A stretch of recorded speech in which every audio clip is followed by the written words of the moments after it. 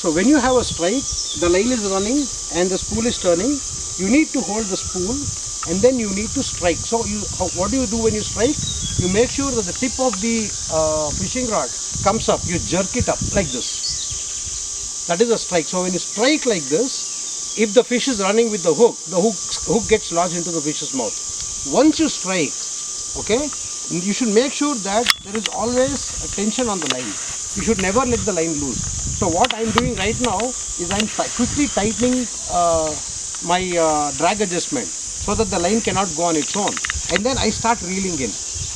How do I reel in? So when the fish is pulling, if you try to directly reel in, there is a chance that the line might get cut or the fish can get away. So what you do is you pull the rod up, and then as the rod comes down, you start pulling.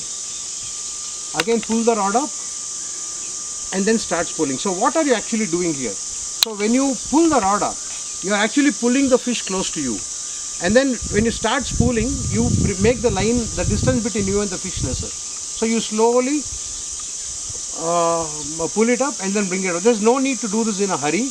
You actually have to take your time, because sometimes for big fish, you might have to do this for a very long time, because you set your drag in such a manner that the fish can still pull a little bit of the line. So if the fish pulls 2 feet, you pull 4 feet.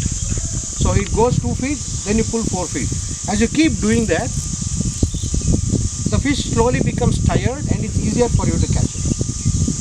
Okay, so there is no fish, but then I will come to the end of the line. So this is typically how fishing is done.